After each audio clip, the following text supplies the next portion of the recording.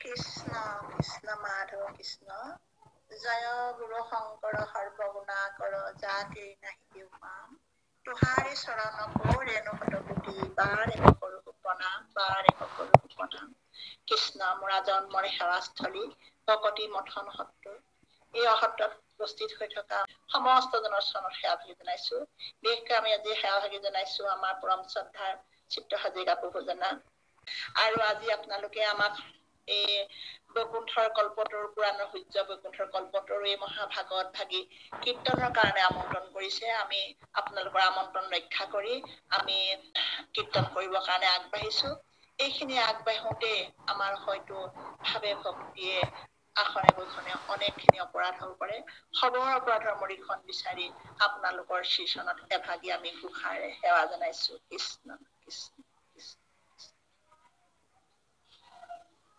হে প্ৰাণ বন্ধু কৃষ্ণ কি পাৰ সাগৰ হৰি কৃপা দৃষ্টি চাহিও কামুক সহজ বাখনাৰূপ শৰণ দিয়ুকনাথ মোৰ অহংকাৰ দূৰ শোক ৰাম মোৰ অহংকাৰ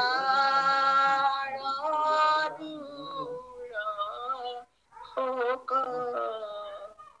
কৃষ্ণ জয় গুৰু শংকৰ যাতে আজি অনুষ্ঠানত উপবিষ্ট সমস্ত জন বা চৰণত আমি জয় জয়তে সেৱা জনাইছো আমাৰ আজি কিয়ন প্ৰভু এগৰাকীয়ে পাঠৰ আসন অলংকৃত কৰিছে তেখেতলৈ সেৱা জনাই এজোকা মুখাৰে আমি অনুষ্ঠানৰ মাজলৈ আগবাঢ়িবলৈ পাইছো কৃষ্ণ কৃষ্ণ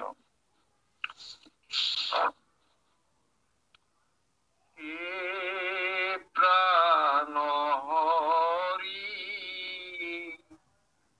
দান্তে তৃণ ধৰি মাগু তোমাৰ পাৱে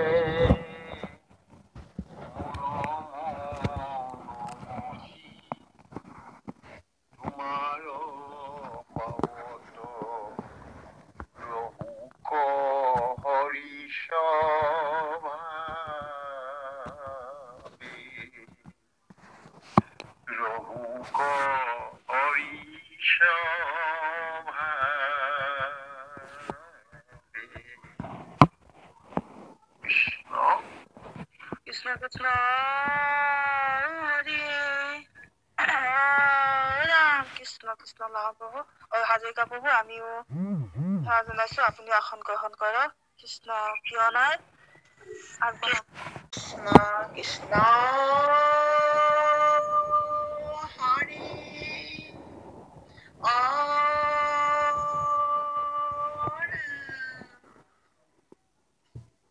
কৃষ্ণ শংকৰ গুৰু হৰি ৰাম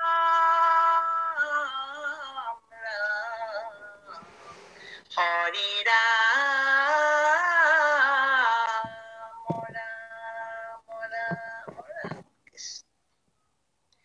ও নমো ভগৱতে বাসুদেৱায়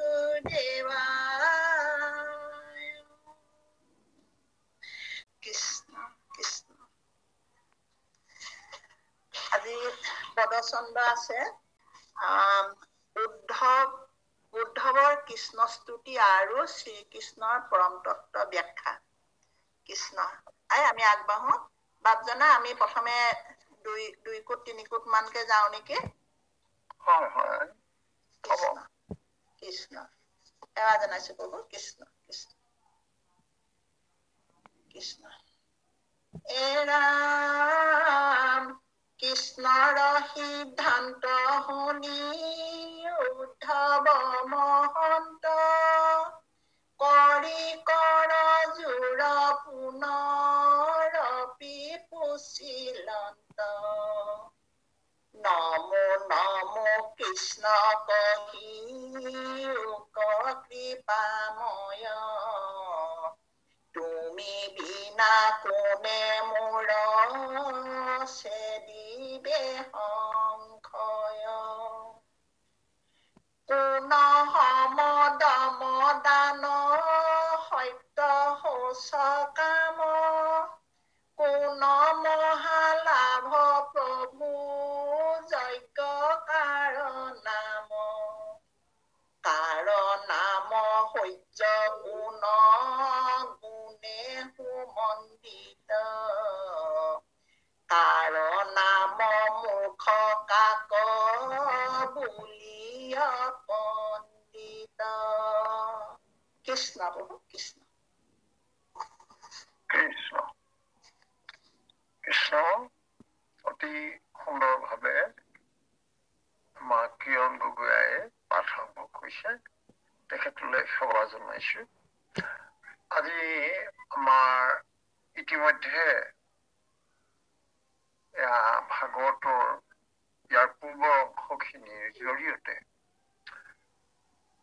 এটা কথা উদ্ধৱে গম পালে সেয়া হৈছে প্ৰভু ভগৱন্ত যে এই মুহূৰ্ততে এই ধৰাধাম এৰি থৈ যাবগৈ অৰ্থাৎ প্ৰভুৰ বৈকুণ্ঠ প্ৰয়াণ হ'ব সেই যাত্ৰাৰ পিছতেই প্ৰভুৰ লগতে কৰ্ম আৰু জ্ঞান মাৰ্গৰ জৰিয়তে কলিযুগত মনুষ্যই প্ৰভুক যে নাপায় এই কথাটো প্ৰভু ভগৱন্তৰ জৰিয়তে স্পষ্ট হ'ল প্ৰভু ভগৱন্তই উদ্ধৱক ক'লে যে এতিয়া কেৱল হৰিনাম ভকতি পন্থৰ মাজে কম কষ্টতে মোক পাব তেতিয়া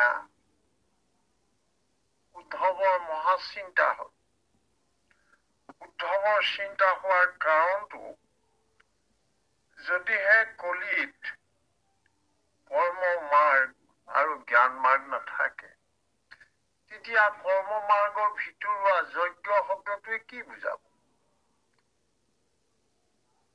দক্ষিণা শব্দটোৱে কি বুজাব যিহেতু তাত কৰ্ম মাৰ্গৰ অস্তিত্বই নাথাকিব কৰ্ম মাৰ্গৰ জৰিয়তে মনুষ্যই একো লাভ কৰিব নোৱাৰিব মনুষ্যই এই সংসাৰ তৰণৰ বাবে এই কৰ্ম মাৰ্গক আশ্ৰয় কৰিলে একো লাভ তেনেহলে তাত যজ্ঞৰ কি মূল্য থাকিব যজ্ঞ কাক কব তেতিয়াহলে যজ্ঞ শব্দটোৱে কি বুজাব একেদৰে জ্ঞান পন্থ এই জ্ঞান পন্থৰ ভিতৰৰ এটি বিশেষ তপ বুলি ক'লে মানে তপস্যাকে বুজাইছে ধ্যান বুজাইছে যদিহে কলিৰ সময়খিনিত জ্ঞান মাৰ্গৰ জৰিয়তে মনুষ্য ঈশ্বৰক পাবলৈ সহজ নহব তেতিয়াহলে কলিযুগত এই তপ শব্দটোৰ অৰ্থ কি হব কাৰণ তপ হৈছে জ্ঞান মাৰ্গৰ মুখ্য এক উপাদান অৰ্থাৎ জ্ঞান মাৰ্গত থকা সকলে ধ্যান তপ এইবিলাক কৰি সমাধি পৰ্যন্ত যাব লাগে যদিহে জ্ঞান মাৰ্গৰ মূল্য নাথাকে জ্ঞান মাৰ্গৰ জৰিয়তে মনুষ্যই একো নাপায় ভগৱন্ত বৈকুণ্ঠী হোৱাৰ পাছতেই এয়া ধৰাধামলৈ নামি আহিব কলিযুগ আৰু কলিযুগত এয়া জ্ঞান মাৰ্গৰ জৰিয়তে একো লাভ নহব মনুষ্যৰ একো নাপাব কলিৰ কৰ্মসতাৰ মাজত কৰ্ম মাৰ্গ আৰু জ্ঞান মাৰ্গৰ মাজেৰে মনুষ্যই হাবাথুৰি খালেও একো নাপাব তেতিয়াহলে যদিহে জ্ঞান মাৰ্গ নাথাকি তেতিয়াহ'লে তাত তপ শব্দটোৱে কি বুজাব? এনেকুৱা কথাবোৰ চিন্তা হ'ব। এই কথাবোৰ ইমান এইবিলাক বিষয় লৈ পেলাই শুদ্ধভাৱে এতিয়া স্পষ্ট হ'ব খুজিছে। যদিহে তেওঁ ভগৱন্তই কোৱাৰ দৰে কৰ্ম মাৰ্গ আৰু জ্ঞান মাৰ্গৰ কলিযুগত অস্তিত্ব নাথাকে, কৰ্ম আৰু জ্ঞানৰ ফল প্ৰভু ভগৱন্ত বৈকুণ্ঠী হোৱাৰ লগে লগে তেওঁৰ লগতে সেয়া নাইকিয়া হ'ব। তেতিয়াহ'লে ইয়াত কেৱল ভকতি থাকিব। তেতিয়াহ'লে এই ভকতি আৰু হৰিনামৰ মাজত যজ্ঞ কাক ক'ব, তপ কাক ক'ব, এইবিলাক কথালৈ চিন্তা হ'ব। সেইকাৰণে প্ৰভু ভগৱন্ত কৃষ্ণক শুদ্ধভাৱে সুধিছে যে হে প্ৰভু কৃষ্ণ, তুমি ইমানখিনি কথা জ্ঞান আৰু কৰ্মৰ কথা ক'লা আৰু হৰি ভক্তিৰ কথা ক'লা, ভক্তি মাৰ্গৰ কথা ক'লা। ভক্তি মাৰ্গৰ তুমি কথা কওঁতে তুমি এই ভক্তি মাৰ্গেই যে কলিৰ লোকৰ কাৰণে শ্ৰেষ্ঠতম উপায় সেয়া স্পষ্ট কৰিলা। এতিয়া তেনেহ'লে তুমি কোৱাচোন, মোৰ মনত যে সংশয় হৈছে, সেই সংশয়বিলাকৰ কাৰণে তোমাক কিছু প্ৰশ্ন আকৌ সুধিবলগীয়া হ'ব।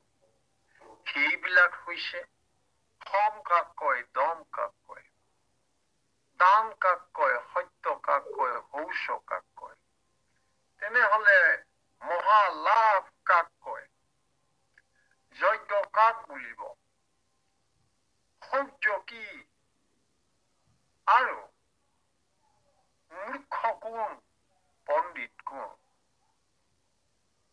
কাক বন্ধু বুলি ক'ব, কোনজনক দিন দুখীয়াজনৰ বাবে প্ৰকৃত বন্ধু বুলি ক'ব, কাক ক'ব, কাক সুৰ বুলি ক'ব,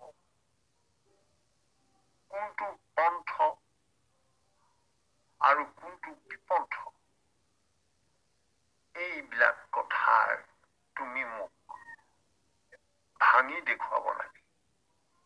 কাৰণ তুমি যি মুহূৰ্ততেই ক'লা যে জ্ঞান আৰু কৰ্ম এই দুটি মাৰ্গ ভগৱন্তৰ বৈকুণ্ঠ প্ৰয়াণৰ পিছতে সেইবিলাকৰ অস্তিত্ব নোহোৱা হ'ব, তাৰ পৰা মনুষ্যই একো ফল নাপাব।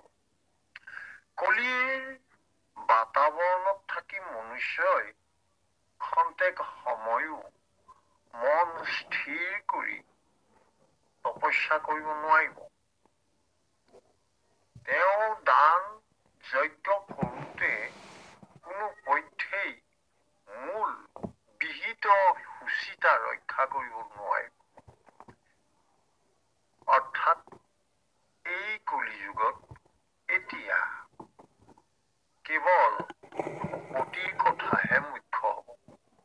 ভগৱন্ত যি মুহূৰ্ততেই ধৰা ধাম এৰি বৈকুণ্ঠ প্ৰয়াণ হ'ব, সেই মুহূৰ্তৰ পৰাই কলিৰ আবিৰ্ভাৱ হ'ব আৰু তেতিয়াৰ পৰাই জ্ঞান আৰু কৰ্ম মাৰ্গৰ যি মূল্য সেয়া লাহে লাহে মনুষ্যৰ মাজত কমিব। তাৰ জৰিয়তে মনুষ্যই সাধন একো লাভ নকৰিব। এইয়া প্ৰশ্ন মনৰ কথা উদ্ধৱে কৃষ্ণৰ আগত প্ৰকাশ কৰিছে। ভাল হয়, এবাৰ 3 কুটমান যাওক কৃষ্ণ। হয়, কৃষ্ণ বা কৃষ্ণ। এৰা কাক বুলি বন্ধু দিন দুখী কোন জন, কাৰ নাম সুৰ কাক বুলি মহাধন, কোন পন্থ বিপন্থ বুলিয় কাক হৰি, কোন দুখ কোন সুখ দুখ দেৱ কহিও উদ্ধাৰি, কোন স্বৰ্গ নৰক কহিও ভগৱন্ত, কাক বুলি গৃহ কোন জন ধন অন্ত,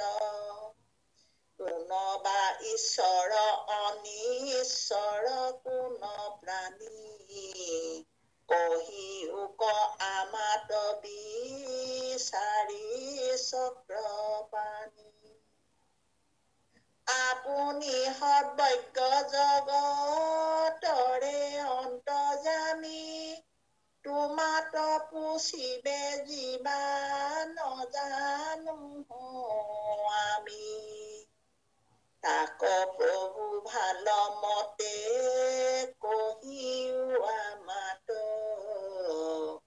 কৰো হেৰা চৰণত পৰি প্ৰণিপাত কৃষ্ণ কৃষ্ণ সুন্দৰ এতিয়া উদ্ধৱ হৈছে পৰম জিজ্ঞাসু তেওঁ সকলো সময়তে মনত চিন্তা এটা প্ৰশ্ন ভাৱনা উদয় হৈ থাকে হৃদয়ত তেওঁ কিন্তু কেন্দ্ৰত কিন্তু সকলো চিন্তাৰ কেন্দ্ৰত কিন্তু কৃষ্ণ প্ৰভু ভগৱন্তই থাকে আৰু এই কৃষ্ণকে কেন্দ্ৰ কৰি তেওঁ কিদৰে পাব কি ধৰণে কৃষ্ণ সন্তুষ্ট হব কি কৰিলে মনুষ্যই এই সংসাৰত সহজে পাৰ হব এনেকুৱা ধৰণৰ অনেক কথা অনেক চিন্তা এই চিন্তাৰ মাজত এটি এটিকৈ প্ৰশ্ন আকৌ ওলাই আহিছে এইবাৰ কৈছে যে বন্ধু কোনজন দুখীয়া আৰু কোনজন দুখী দুখেৰে যিজনে কুলাই পাছিৰে নধৰা হৈছে কাক সুৰ বুলি কৈছে কাক মহাধন বুলি কৈছে পন্থ বিপন্থ এয়া কি ক'ত আছে বিপন্থ কি কোনটো পন্থ আমি ল'ব নালাগে সুখ দুখ কি বস্তু কলিৰ মনুষ্যৰ বাবে কেনেকুৱা সুখ কাক কৰে কলিৰ মনুষ্যৰ বাবে স্বৰ্গ নৰক কি আকৌ গৃহ কাক বোলে আৰু ধনৱন্ত কোনজন এশ এবুৰি প্ৰশ্ন এশ এবুৰি চিন্তা যিবোৰ উদ্ধৱৰ মনত প্ৰকাশ আৰু সেইখিনি প্ৰভু ভগৱন্তৰ আগত প্ৰকাশ কৰি প্ৰভু মুখে শুনিব বিচাৰিছে আৰু কৈছে যে এটা ডাঙৰ কথা কলে তোমাত পুষিবে জীৱা নজানো আমি সুধিব লাগে কি সুধিছো কি কোনো কথাৰ ঠান ঠিক নাই চিন্তা চৰ্চা খুব নিয়ন্ত্ৰিত শুদ্ধ নিয়াৰিকৈ হয়তো আমি যে সুধিবও জনা নাই এনেকুৱা ধৰণে কৈছে তুমি কিন্তু সকলোখিনি কথা ঠান ঠিক লগাই একেবাৰে সুচাৰু ৰূপে সুন্দৰকৈ আমাক বুজাই দিয়া মই সুধিবও জনা নাই মই মূঢ়মতি এনেকে বুলি পেলাই উদ্ধৱে কৃষ্ণৰ আগত সেৱা জনাইছে তাক প্ৰভু ভালৰ মতে কহিও আমাক কৰো হেৰা চৰণত পৰি প্ৰণিপাত ভগৱন্তই ভকতৰ সংগ ভকতৰ প্ৰেম ভগৱন্তৰ বাঞ্ছনীয় ভগৱন্তই সকলো সময়তে ভকতৰ সান্নিধ্য বিচাৰে ভকতৰ সান্নিধ্য বিচৰাৰ কাৰণ এটা আছে সেইটো হৈছে ভকতৰ মুখেদি প্ৰভুৰ গুণ নাম অহৰহ প্ৰচাৰিত হয় ভকতে কীৰ্তন কৰে শ্ৰৱণ কৰে তেওঁৰ গুণ নাম যশ কীৰ্তন কৰে শ্ৰৱণ কৰে অৰ্থাৎ প্ৰভু ভগৱন্তৰ একোৰে অভাৱ নাই কিন্তু তেওঁৰ গুণ নাম যশ যদি কোনোবাই প্ৰকাশ কৰিছে সেয়া কীৰ্তন কৰিছে তাকে 10 জনে মিলি শুনিছে তেতিয়াহ'লে তাৰ মাজত তেওঁ নিজেও তাৰে এজন হৈ শুনিব বিচাৰে অৰ্থাৎ প্ৰভু গুণলুব্ধ তেওঁ নিৰ্গুণ হয় কিন্তু তেওঁ যেতিয়া ধৰাধামলৈ আহি তেওঁ যিমান বিলাক লীলা কৰ্ম কৰি কৰিলে সেই সকলোখিনি ভকতৰ বাবেই কৰিলে। কাৰণ ভকতে তেওঁৰ গুণগান যশস্যা আলোচনা কৰি ভকতে আনন্দ লভিব আৰু তেওঁৰ লীলাৰ মাজেদি প্ৰকাশ হোৱা যশ আৰু মাহাত্য এইখিনি তেওঁ ভকতৰ মুখেৰে তেওঁ নিজ কাণে শুনিব। অৰ্থাৎ ভগৱন্তৰ আনন্দৰ কাৰণটো হ'ল তেওঁ ভকতৰ মুখেদি তেওঁৰ নিজা যশ গুণ শুনিব।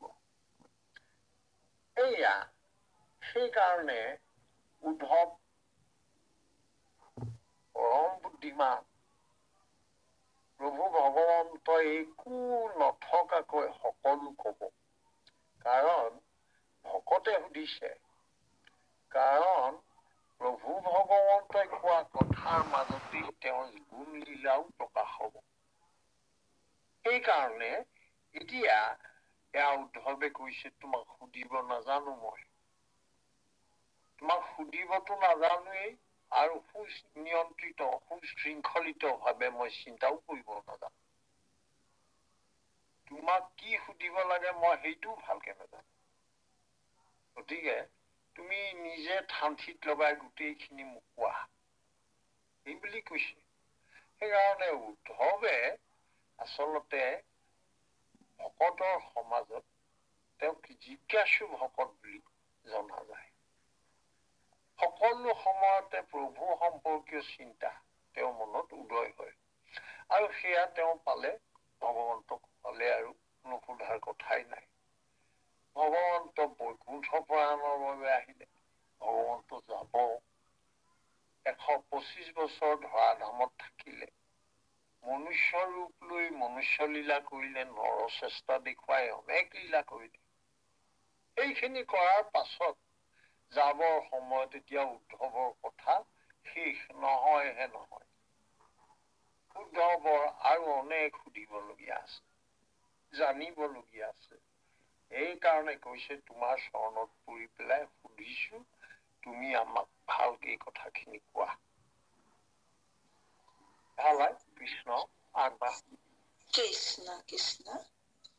ৰাম উদ্ধৱক বুলন্ত কি হব কৃপাময়, উচিলা পৰম ভাগৱত ধৰ্মচয়, মহাজনে যাক নজানে সাক্ষাৎ, কৰিব বেকত মূৰ সন্মত তোমাৰ, আন দেৱ ধৰ্ম কৰিয়া পৰিহাৰ, মুক্ত মাত্ৰ এক চিত্তে মতি ভৈলা যাৰ, যিজনে জানিলা মই পৰম বান্ধৱ, তাৰে নাম সম আবে জানিবা উদ্ধৱ, মোৰ কথা শুনৈ কৰ্ণে মুখে বোলৈ ৰাম, যিটো হস্ত লৈ মাত্ৰ মোৰ কৰৈ কাম, ৰামৰ ৰূপ চিন্তনত মনে কৰৈ শ্ৰম, জানা প্ৰাণ সখীয়াবে তাকে বুলি কৃষ্ণ কৃষ্ণ। কৃষ্ণ প্ৰভুৰ মুখপদ্মইদি নিগৰিত পৰম তত্ত্ব কথা উদ্ধৱৰ আগত এতিয়া প্ৰকাশ কৰিছে। এতিয়া উদ্ধৱে প্ৰথমেই প্ৰশ্ন কৰিছিলে, সম দম দান সত্য ইত্যাদি কথাবিলাক কোৱা। সম কাক বোলে, দম কাক বোলে ইত্যাদি। এতিয়া প্ৰভু ভগৱন্তই এটি এটিকৈ কথাখিনি কবলৈ ওলাইছে। প্ৰভু ভগৱন্তই কৈছে, উদ্ধৱ তুমি যি প্ৰশ্ন কৰিলা, এয়া আচলতে এই হৈছে ভাগৱত ধৰ্মৰ ভিতৰৰ কথাখিনি।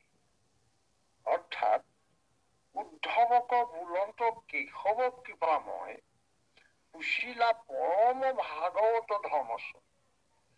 পৰম ভাগৱতৰ কথা তত্ত্ব এইখিনি কথা, সেই কথাখিনিকে তুমি সুধিছা। মহা জনো যাক নজানে সাক্ষাৎ, যিসকলে অনেক কষ্ট কৰিছে প্ৰভুৰ বিষয়ে জানিবলৈ মহাজনসকলে, সেইসকলেও নোপোৱা অনেক কথা, সেই সমস্ত মই তোমাৰ আগত কম। এই বুলি কৈছে আজি তোমাৰ আগত মই পেকট কৰিম, সেই বুলি কৈছে। এতিয়া কলে, প্ৰথমতে কলে আন দেৱ ধৰ্মক কৰিয়া পৰিহাৰ, মোক মাত্ৰ এক চিত্ত মতি ভৈল যায়। যিজনে জানিলা মই পৰম বান্ধৱ, তাৰে নাম হম আৱে জানিবা উদ্ধৱ। যিজনে একান্ত চিত্তে হৃদয়ত সুদৃঢ় ভাৱে অনুভৱৰ মাজেৰে সুদৃঢ় ভাৱে থিৰান্ত কৰিলে যে এইজন মোৰ বাবে পৰম আৰাধ্য, এওঁৰ বিনে দ্বিতীয়জন দেৱত মই শৰণ লোৱা কথা নাই। আন দেৱতাক এওঁৰ ঠাইত কেতিয়াও প্ৰতিষ্ঠিত কৰিব নোৱাৰি। এইজন হল শ্ৰেষ্ঠতম। এয়া কথা একমাত্ৰ প্ৰভুতে চিত্ত দি যিজনে সকলো সময়তে একান্ত শৰণেৰে ঈশ্বৰ কৃষ্ণক ভজিলে, সেইখিনি সময়ত যিজনে জানিলা মই পৰম বান্ধৱ, সেইজনে হৃদয়ত একান্ত ভাৱে ভবাৰ পিছত তেওঁ ধৰি ললে মোৰ একান্ত বান্ধৱ প্ৰভু কৃষ্ণ। এই সিদ্ধান্ত আৰু মনৰ ধাৰণা যেতিয়া দৃঢ়ভাৱে লব পাৰিলে, এই অৱস্থাটোকে সম সম বুলি কৈছে। অৰ্থাৎ সম শব্দ কৰ্ম আৰু জ্ঞান মাৰ্গত কি আছিল সেয়া আৰু প্ৰয়োজন নাই। একান্ত কৃষ্ণই পৰম দেৱ, একান্ত শৰণেৰে তেওঁতেই শৰণ লওঁ। তেওঁ মোৰ পৰম বান্ধৱ। এই কথাকেইটা সিদ্ধান্তমূলক ভাৱে হৃদয়ত যিজনে ললে, সেইজনৰ এই অৱস্থাটোকে সম বুলি কৈছে। এনেকুৱা পিছৰ ফালে আকৌ কলে, আকৌ কৈছে যিজনে কেৱল কাণেৰে মোৰ কথা শুনে, অৰ্থাৎ শ্ৰৱণ কীৰ্তন তেওঁৰ ধৰ্ম, শ্ৰৱণত মোৰ কথা শুনিব, মোৰ গুণ যশ গা লীলা শুনিব, কীৰ্তনত মোৰ গুণ যশ লীলা তেওঁ কীৰ্তন কৰিব। অৰ্থাৎ শুনা আৰু মুখেৰে উচ্চাৰণ কৰা দুয়োটাৰে কেন্দ্ৰবিন্দুত থাকিব কৃষ্ণ কথা। তেওঁৰ দুখন হাতেৰে যি কৰিব সেয়া প্ৰথমতে নমস্কাৰ কৰিব কেৱল প্ৰভু ভগৱন্তলৈ। আকৌ প্ৰভু ভগৱন্তৰ গুণগান গাওঁতে হাতেৰে হাত চাপৰি বজাইছে, আনন্দ কৰিছে, ভংগীমা দেখুৱাই নৃত্য কৰিছে। হাতেৰে প্ৰভুৰ বাবে সকলো কৰ্ম কৰিছে। তেতিয়া তেওঁৰ হৃদয়ত যি ৰূপ চিন্তা কৰিব, হাতে মুখে হৃদয়ে সকলোতে, হৃদয়েতো ভাবিব কাৰ ৰূপ, প্ৰভু কৃষ্ণৰ ৰূপ। আৰু মনেৰে প্ৰভুক চিন্তা কৰোঁতে সেইখিনি হয়তো কেতিয়াবা মনটোৱে বিচলিত হৈ আঁতৰি যাব বিচাৰে। মনটোক ঘূৰাই আনি যথাস্থানত লগাই পুনৰ ঈশ্বৰক চিন্তা কৰিব বিচাৰে। অৰ্থাৎ মনক দমন কৰি যথাস্থানলৈ আনি প্ৰভুৰ ৰূপ হৃদয়ত চিন্তা কৰিব। এইখিনিকে যিজনে কৰিব পাৰে, যিজনে কৰিবলৈ যত্ন কৰে, এই যে প্ৰয়াস, তেওঁৰ মনেৰে কৃষ্ণক চিন্তা কৰাৰ যি প্ৰয়াস, মনৰ চঞ্চলতাৰ কাৰণে শ্ৰম কৰি হলেও ঘূৰাই ঘূৰাই মনটো কৃষ্ণত লগোৱা, এইয়াই হৈছে দ্বিতীয়টো কথা, দম। দন্তীয় দ ম দম। এয়া হল সম আৰু দম। এই দুটি কথা, দুটি প্ৰশ্নৰ উত্তৰ পালো। অৰ্থাৎ সম আৰু দম, এই দুটিয়ে প্ৰভুক প্ৰথমতে একান্ত ভজনীয় দেৱ বুলি জানিব লাগিব। হৃদয়ত প্ৰভুৰ বাবে কোনো থাকিব নোৱাৰিব। আৰু পৰম বান্ধৱ হিচাপে সমস্ত প্ৰভুতেই অৰ্পিত হ'ব। অৰ্থাৎ এইখিনি চিন্তা হৃদয়লৈ অহাৰ বাবে যি প্ৰয়াস কৰিব, সেই প্ৰয়াসেই হৈছে দম। এয়াই হল সম আৰু দমৰ কথা ভাগৱতৰ তত্ত্ব অনুসৰি। ভালাই কৃষ্ণ আগবাঢ়ক। কৃষ্ণ কৃষ্ণ। এৰা মত চিত্ত দিয়া যিটো জনম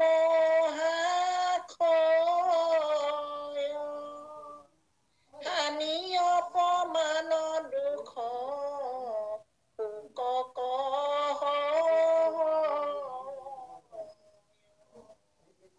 তাৰে নাম ক্ষমা আৱে জানিবা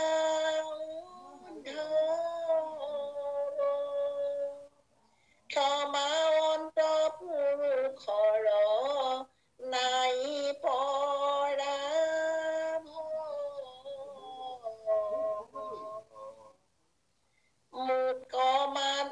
মোক মনে ধৰি যিটো তেজলো ভকাম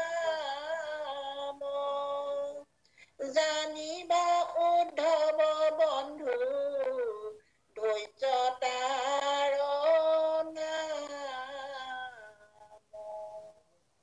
স্বভাৱক এৰি মুত চিত্ত কৈল থিৰ মায়া খজি নিলে জানা হেহি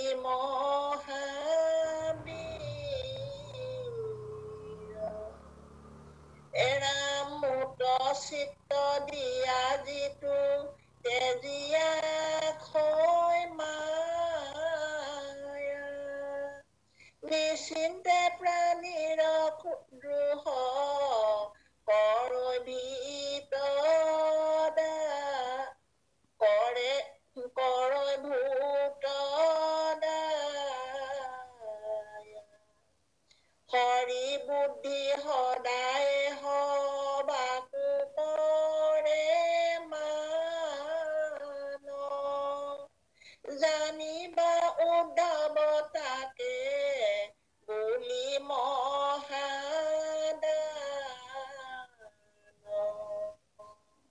কৃষ্ণ কৃষ্ণ।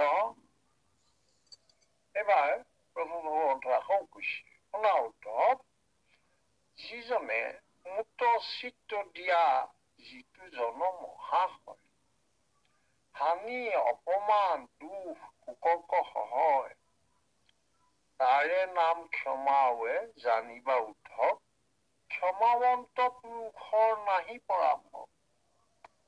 ইয়াতে কলে কোনোবা কাৰণত তেওঁক কোনোবা এজনে অপমান কৰিছে, কোনোবা এজনৰ কাৰণে তেওঁৰ হানি হৈছে, কোনোবা এজনৰ কাৰণে তেওঁ দুখ পাইছে মনত, কাৰোবাৰ কাৰণে তেওঁ শোকত ম্ৰিয়মান হৈছে, এইখিনি তেওঁ সহ্য কৰিবলগীয়া হৈছে। এয়া যিজন মহাশয়ে প্ৰভুক চিন্তা কৰি, হে প্ৰভু তুমি সমস্ত কৰ্তা, তুমিয়েই সমস্ত কৰ্তা, তোমাৰ অবিহনে মই দ্বিতীয়জনক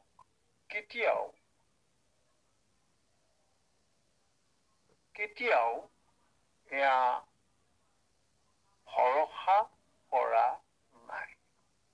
অৰ্থাৎ প্ৰভু ভগৱন্তৰ বাদে সেইজনৰ বাবে আৰু দ্বিতীয় এজন কোনো নাই।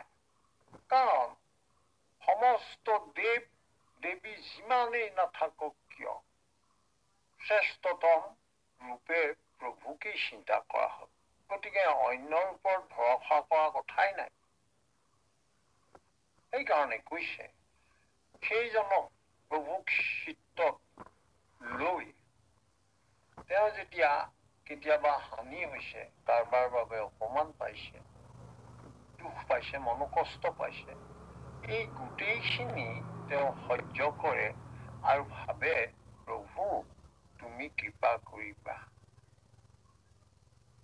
এইদৰে যিজনে সহ্য কৰিব পাৰিছে, এই গুণটোকে ক্ষমা গুণ বুলি কৈছে। অৰ্থাৎ ভকতজনে কেতিয়াও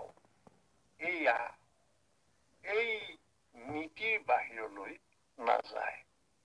অৰ্থাৎ ভকতজনে হানি, অপমান, দুখ, শোক এইবোৰ পাব পাৰে, কিন্তু তেওঁ সহ্য কৰে, প্ৰভুক চিন্তা কৰি হৃদয়ত, প্ৰভু তুমি আছা, তুমি ৰক্ষা কৰিবা, তোমাৰ চৰণত শৰণ লৈছো, মোক ৰক্ষা কৰা দায়িত্ব তোমাৰ, এয়া সমস্ত ৰূপে তোমাক মই অৰ্পণ কৰিলো নিজকে, দাস বুলি ভাবি তুমি মোক সকলো সময়তে কৃপা কৰিবা, মোৰ এই দুখৰ সময়তো তুমি যেন কৃপা কৰা।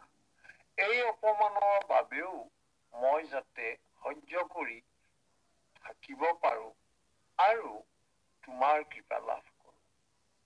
এই গোটেই স্বভাৱটো, এই গোটেই কথাখিনি যিজনে প্ৰভু ভগৱন্তক ভৰসা কৰি আগবাঢ়িলে, তেওঁ কিন্তু কোনোদিন ক'তো পৰাজয় বোলা বস্তুটোৰ সন্মুখীন নহয়।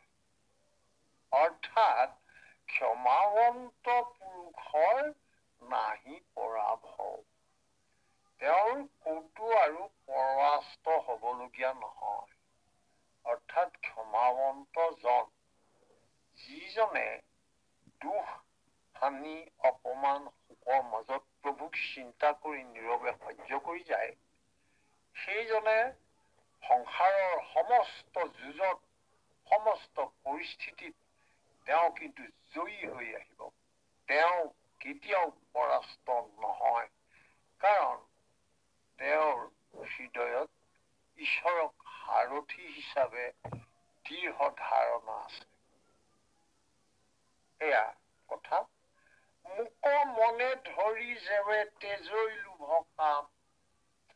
এতিয়া প্ৰভু ভগৱন্তক চিন্তা কৰিলে আমাৰ ইন্দ্ৰিয়বিলাকে আমাক সহায় কৰিবই লাগিব।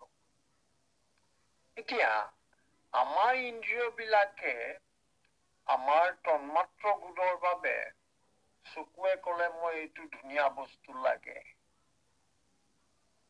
ছালখনে ক'লে বৰ গৰম লাগিছে, মই ঠাণ্ডাত থাকিবলৈ পালে ভাল হ'ব, মোক AC ৰুম এটা লাগে, খুব সুন্দৰ সুবাসৰ বাবে এয়া তন্মাত্ৰ ঘ্ৰাণ বাবে নাকে কলে মনটোক বোলে ইমান সুগন্ধি ফুল, এই ফুলপাহ মোক লাগে। ঠিক তেনেকুৱাকৈ শব্দ আৰু এয়া ৰূপ ৰস জিভাখনেও কলে মোক আমুক বস্তুটো লাগে, খাবলৈ মন গৈছে।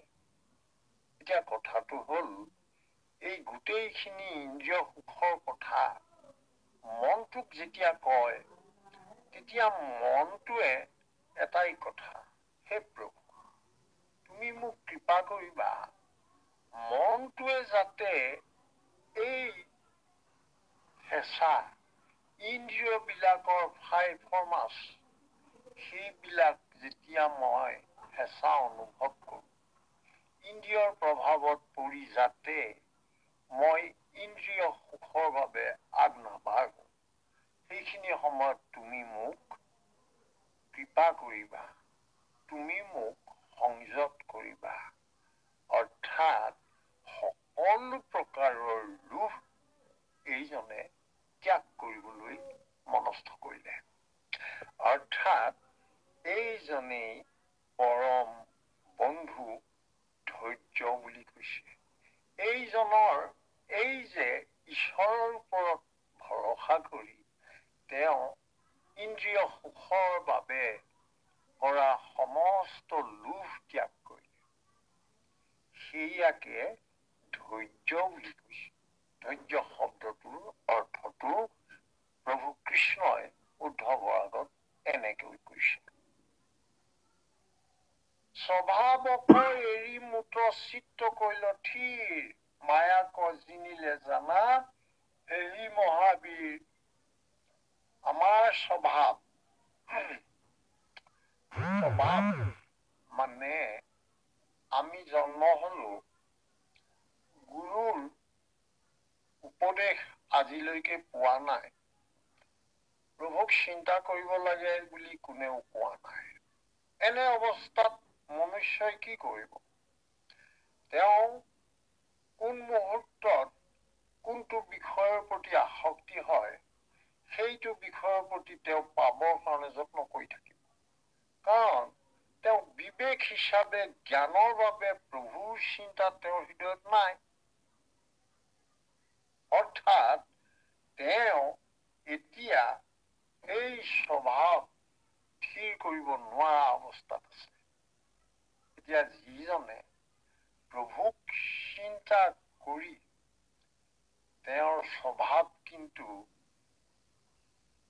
যলৈ তলৈ যাব বিচৰাৰ দৰে মনৰ চঞ্চলতাৰ বাবে তেওঁ ইফালে সিফালে অস্থিৰ হোৱা অৱস্থাৰ পৰা তেওঁ কিন্তু প্ৰভুক চিন্তা কৰি তেওঁ স্থিৰ হ'ব। আৰু এইদৰে স্থিৰ হ'ব পৰাজন কিন্তু তেওঁ এটা সময়ত তেওঁ কিন্তু মায়াকো জয় কৰিব পাৰিব। প্ৰভু ভগৱন্তৰে অংশ এটি ভাগ হৈছে মায়া। অৰ্থাৎ সাধাৰণ অৱস্থাত মনুষ্যই মায়াক কেতিয়াও সহজে জিনিব নোৱাৰে।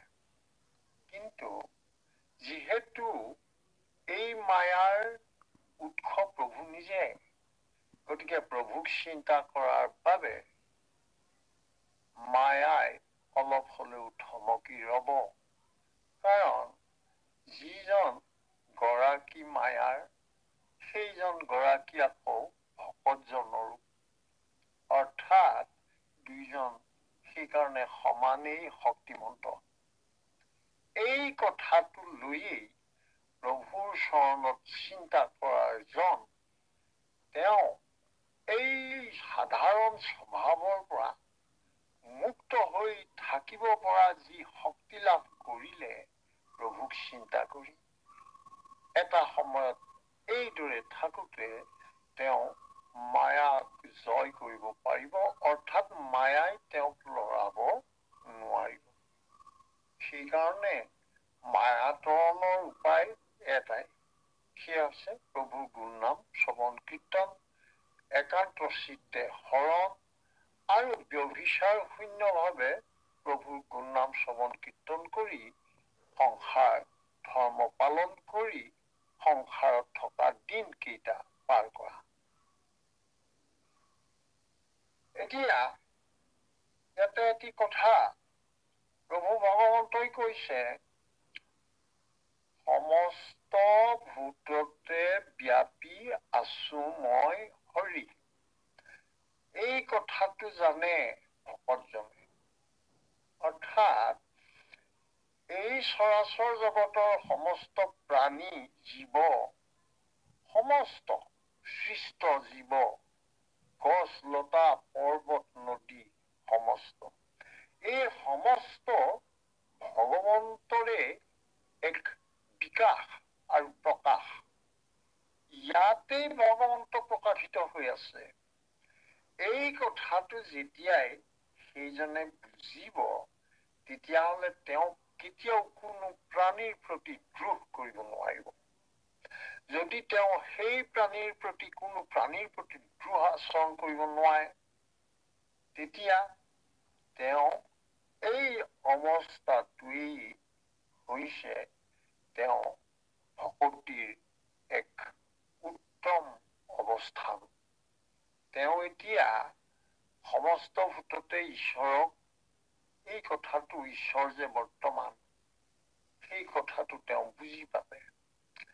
আৰু এই বুজি পোৱাৰ কাৰণে তেওঁ এতিয়া সমস্তকে সন্মান কৰে, সমস্তৰে প্ৰতি প্ৰেম আৰু সমস্তৰ প্ৰতি দয়া ভাৱ প্ৰদৰ্শন কৰে। তেতিয়াহ'লে এইজনে কি হ'ব, এতিয়া তেওঁ সকলোকে হৰি বুদ্ধি কৰিব।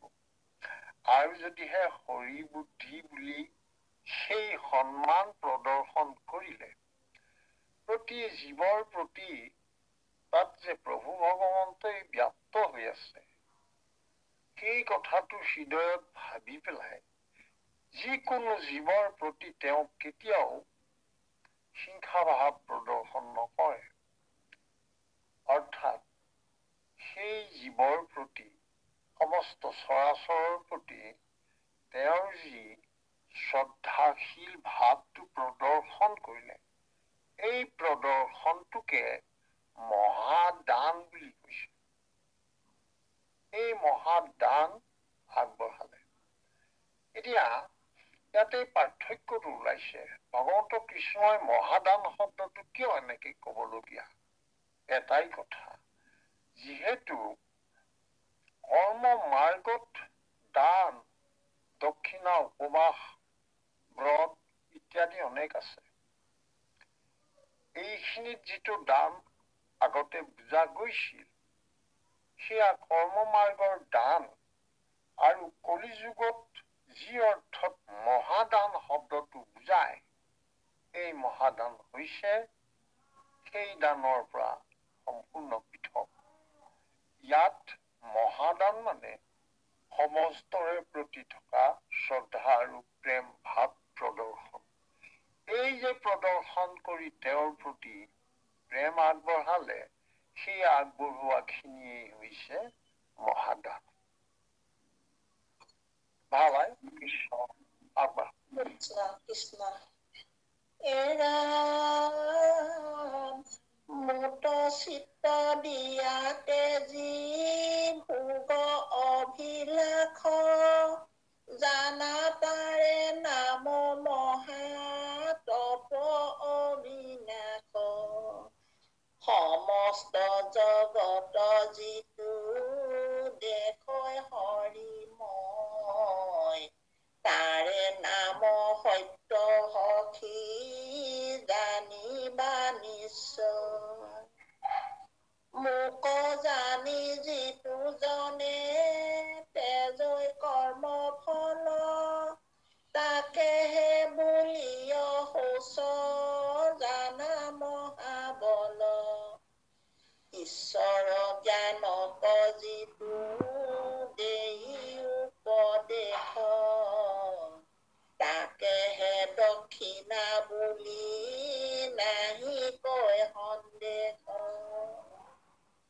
মোট চিত্ত দিয়া যিটো কৰৈ কৰ্ম ধৰ্ম, তাৰে নাম যজ্ঞ সখী কৈলো ইটো মৰ্ম। তাকে বুলি ভাগ্য যিটো জানিলে আমাক, শুনা প্ৰাণ সখীয়াবে লাভ বুলি যাক। কৃষ্ণ। কৃষ্ণই সুন্দৰ এতিয়া আকৌ কৈছে উদ্ধৱক কৃষ্ণই, মোতে চিত্ত দিয়া তেজী ভোগ অভিলাষ। অভিলাষ বহু ধৰণৰ হ'ব পাৰে। খাদ্য, বস্ত্ৰ, আশ্ৰয়, অন্ন, বস্ত্ৰ, আশ্ৰয়, এই তিনিটা বিষয়তে অভিলাষ থাকিব পাৰে আৰু এয়া স্বাভাৱিক কথা। কিন্তু এই অভিলাষত ভোগ য'ত জড়িত হ'ল, সেই ভোগৰ বাবে ইন্দ্ৰিয়ক প্ৰশ্ৰয় দিয়া হ'ল। ইন্দ্ৰিয়ক প্ৰশ্ৰয় দিওঁতে ইন্দ্ৰিয়সমূহে যেতিয়া স্বতন্ত্ৰ হৈ ফুৰিবলৈ যত্ন কৰিব, তেতিয়া এজনৰ হৃদয়ত থকা ঈশ্বৰ চিন্তা অলপ হলেও তাতে বিজুতি হ'ব পাৰে। কেনেকৈ? মুখৰ তৃপ্তি, জিভাৰ তৃপ্তি বিচাৰিবলৈ যাওঁতে কৰবাত আমাৰ প্ৰাণী হিংসা হ'ব পাৰে। একেদৰে ইন্দ্ৰিয়বিলাকৰ তৃপ্তি সাধন কৰি ভোগৰ বাবে যাওঁতে আমাৰ কোনো কোনো মুহূৰ্তত ক'ব নোৱাৰাকৈ আন প্ৰাণীৰ প্ৰতি হিংসা হ'ব পাৰে। যদি তেনেকুৱা হয়, তেতিয়াহ'লে আমাৰ সমস্ততে যে সম দেখিব লাগে, এই প্ৰভু ভগৱন্তৰ চৌদিশে তেওঁৰেই যে সমস্ত বিভূতিসমূহ পৰিব্যাপ্ত হৈ আছে, সেই কথাটো আমি পাহৰি যাম। অৰ্থাৎ আমি সকলো সময়তে ভোগৰ পৰা ভোগ, আমি ইন্দ্ৰিয় ভোগৰ কথা প্ৰাথমিকতাত থাকিব নালাগিব। অৰ্থাৎ এই কথাটোকেই ক'লে যে মুঠ চিত্ত দিয়া তেজী ভোগ অভিলাষ, জানা তাৰে নাম মহাতপ অবিনাশ। এতিয়া এই যে চিন্তাটো, ভোগৰ চিন্তাটো এই কাৰণেই পৰিহাৰ কৰা হৈছে, ইন্দ্ৰিয় ভোগৰ কথা কৰিবলৈ যাওঁতে, ইন্দ্ৰিয় ভোগৰ কথা পাতোতে ক'ব নোৱাৰাকৈ ক'ত কাৰ প্ৰতি স্বাৰ্থ জড়িতভাৱে অন্যায় সাধন হ'ল, সেইটো ক'ব নোৱাৰাকৈ হৈ যাব পাৰে। গতিকে ভকতজনে প্ৰভুক চিন্তা কৰি, যিহেতু সমস্ততে প্ৰভুৱেই ব্যাপ্ত হৈ আছে, গতিকে তেওঁ এই লোভ আৰু ভোগ এয়া ত্যাগ কৰিবলৈ তেওঁ যত্নপৰ হ'ব। আৰু এনেদৰে যত্নপৰ হৈ থকা তেওঁৰ যি দৃঢ়তা, সেইটোকেই কৈছে মহাতপ। আমি তপ শব্দটোৰ অৰ্থ যদিহে আমি জ্ঞান মাৰ্গলৈ গলোহেঁতেন বেলেগ হলহেঁতেন। কিন্তু এতিয়া কলি যুগত হৰি ভকতসকলে, যিসকলে কৃষ্ণক উপাস্য বুলি ভাবিছে, ভকতি পন্থৰে তেওঁৰ গুণ গান শ্ৰৱণ কীৰ্তন কৰি আনন্দিত হৈছে, ব্যভিচাৰ শূন্যভাৱে এক শৰণত থাকি তেওঁ সংসাৰ সময়খিনি পাৰ কৰিছে, সেইজনৰ ক্ষেত্ৰত তেওঁ কিন্তু এইয়া মহাতপ হ'ব, যদিহে তেওঁ সমস্ত ভোগ অভিলাষ ত্যাগ কৰে। এইকাৰণে মহাতপ শব্দটোৰ অৰ্থটো কলিযুগৰ মনুষ্যৰ বাবে বেলেগ হ'ল। আকৌ সমস্ত জগতৰ যিটো দেশৈ হৰি মই আমি আগতেই পাতিছো যে প্ৰভুৱেই মায়াৰ সহায়ত সমস্ততে নিজে ব্যাপ্ত হৈ বিৰাজমান। এই কথাটো জনাটোৱেই হৈছে সত্য। এই কথাটোৱেই পৰম সত্য যে প্ৰভু ভগৱন্ত সমস্ততেই বিৰাজমান। এইটোৱেই হৈছে সত্য। এতিয়া সত্য শব্দৰ অৰ্থটো এয়া প্ৰভু কৃষ্ণই উদ্ধৱৰ আগত কৈছে।